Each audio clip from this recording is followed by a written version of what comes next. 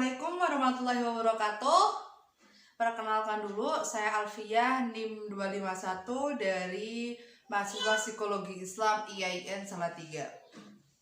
Tapi sebelumnya aku mau minta maaf nih kalau nanti dalam proses pembuatan video ada suara-suara yang mengganggu, misal dari suara anak kecil atau hewan-hewan apalah yang mungkin mengganggu dalam proses pembuatan video ini.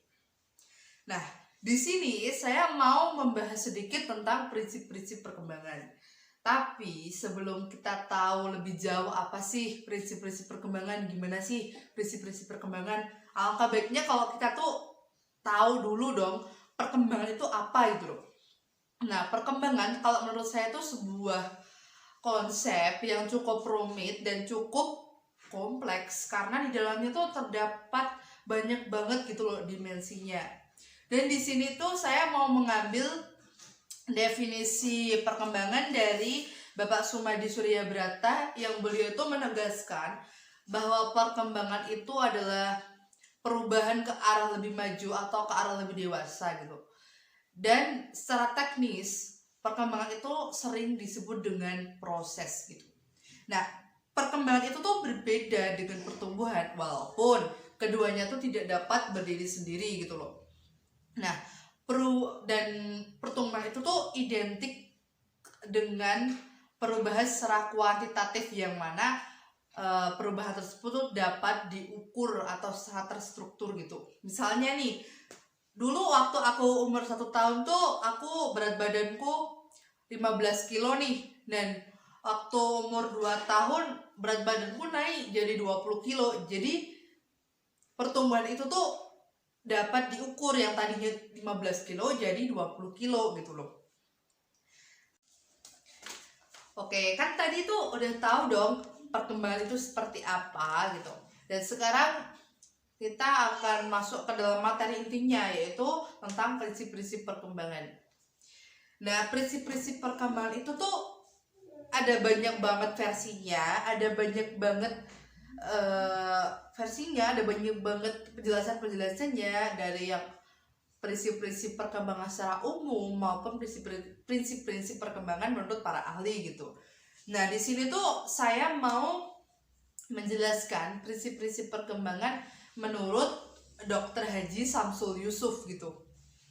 Dan dalam bukunya beliau, dalam bukunya Perkembangan Anak dan Remaja, beliau itu menjelaskan keberadaan prinsip-prinsip perkembangan itu ada 6 gitu.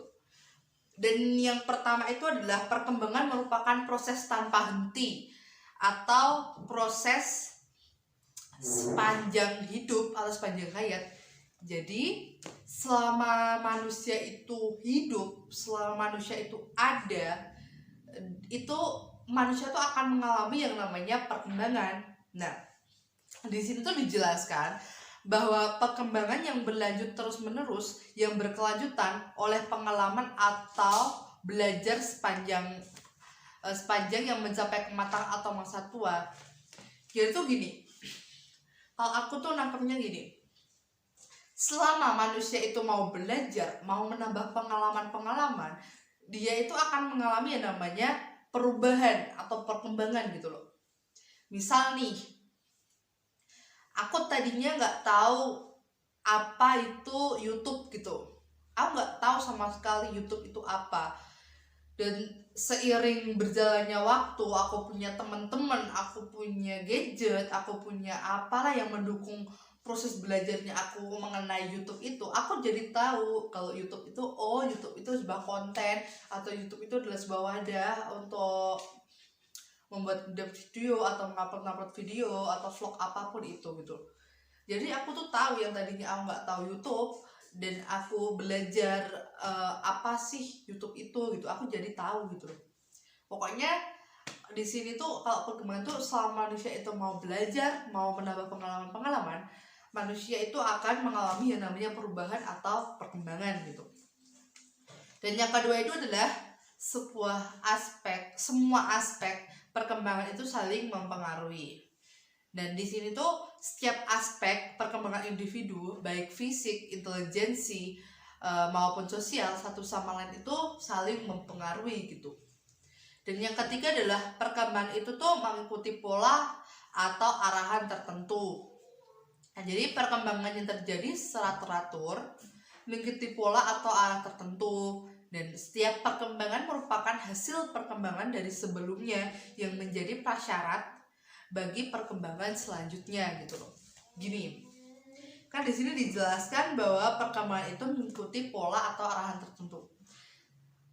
Kalau anak itu normal nih, dia itu akan mengalami fase di mana anak itu tuh berkembang secara normal, secara umum.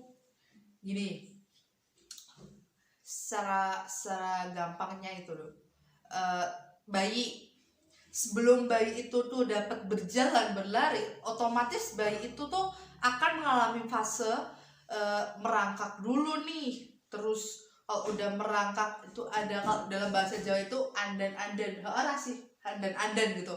Sebelum dia berdiri tuh dia atau andan atau meraba dulu gitu loh ke tempat-tempat yang lebih tinggi gitu. Jadi pokoknya tuh ada proses-prosesnya gitu sebelum dia itu bisa berjalan atau berlari gitu. Dan yang keempat itu adalah perkembangan yang terjadi pada tempo yang berlainan. Nah, itu di sini tuh dijelaskan bahwa perkembangan fisik dan mental mencapai kematangan terjadi pada waktu dan tempo yang berbeda gitu. Ada yang cepat dan ada yang lambat. Gini, secara kasat mata gini aja deh, ada anak kembar yang bener-bener kembar gitu loh, itu pasti memiliki perbedaan gitu loh. Misal si A tuh udah bisa jalan tapi si A itu belum bisa makan sendiri, dan si B itu emang sih dia belum bisa berjalan tapi dia tuh udah bisa makan sendiri gitu loh. Jadi antara si A dan si B itu memiliki kecepatan tempo atau kecepatan berkembang tuh berbeda-beda gitu loh, tergantung situasi yang mempengaruhi proses perkembangannya gitu. Terus yang kelima itu adalah setiap fase perkembangan memiliki ciri yang khas. Nah, di sini para ahli itu telah banyak terlibat dalam penelitian dan mengatur fase-fase perkembangan yang sesuai dengan usia masing-masing pada umumnya untuk digunakan dalam pengembangan individu. Dan setiap fase perkembangan itu memiliki ciri yang khas. Nih, pas waktu aku merangkak nih, mungkin waktu aku merangkak tuh aku cepet gitu loh. Cepetnya tuh dalam artian nggak nyampe yang berbulan-bulan, mungkin cuma 1 bulan 2 bulan tuh aku udah bisa merangkak yang benar-benar merangkak gitu loh. Nggak yang gimana sih jelasinnya, pokoknya tuh kan merangkak yang benar-benar bisa sama yang kan beda gitu loh. Dan dalam waktu 1 bulan atau 2 bulan aku tuh udah bisa gitu loh merangkak yang benar-benar merangkak gitu. Dan aku tuh memiliki ciri yang khas gini, ada si A dan si B. Si A itu tuh dalam proses merangkaknya tuh nggak ada apa ya, kalau merangkak tuh ini aja, jangan merangkak, susah ngejelasinnya. Dalam waktu berjalan nih, si A itu mungkin dalam proses berjalannya tuh dia itu mengalami yang namanya andan-andan gitu loh, dan si B itu tuh nggak perlu andan-andan, dia tuh udah bisa gitu loh. Jadi si A dan si B itu memiliki ciri khas yang berbeda-beda gitu loh dalam setiap perkembangannya gitu. Terus yang terakhir nih, setiap individu yang normal atau meningkat atau fase perkembangan apa sih? Ya, prinsip ini tuh penting dalam dan pembahasan yang normal. Jadi kalau individu itu normal, dia tuh akan mengalami perkembangan yang runtut gitu loh, berpola gitu. Berbeda kalau si anak itu tuh, mohon maaf, dia tuh cacat gitu, cacat fisik gitu, ada kelainan lah. Kalau misal kalau aku normal nih, kalau orang normal itu kalau mau berjalan kan dia tuh merangkak, andan-andan, langsung bisa berdiri terus berjalan gitu.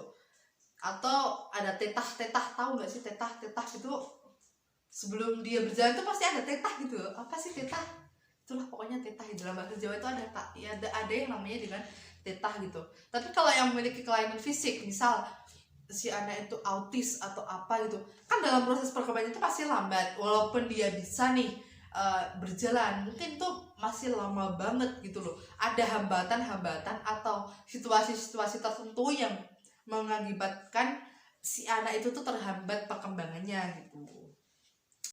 Jadi dari uraian yang tadi aku jelaskan tadi tuh dapat disimpulkan bahwa perkembangan individu itu berlangsung sepanjang hayat gitu, dan dimulai sejak masa pertemuan sel ayah dan ibu atau masa konsepsi dan berakhir pada saat kematiannya. Dan perkembangan individu itu bersifat dinamis, perubahan itu kadang-kadang lambat, kadang-kadang juga bisa cepat, hanya berkenaan dengan salah satu aspek ataupun beberapa aspek perkembangan. Dan perkembangan tiap individu juga tidak selalu seragam.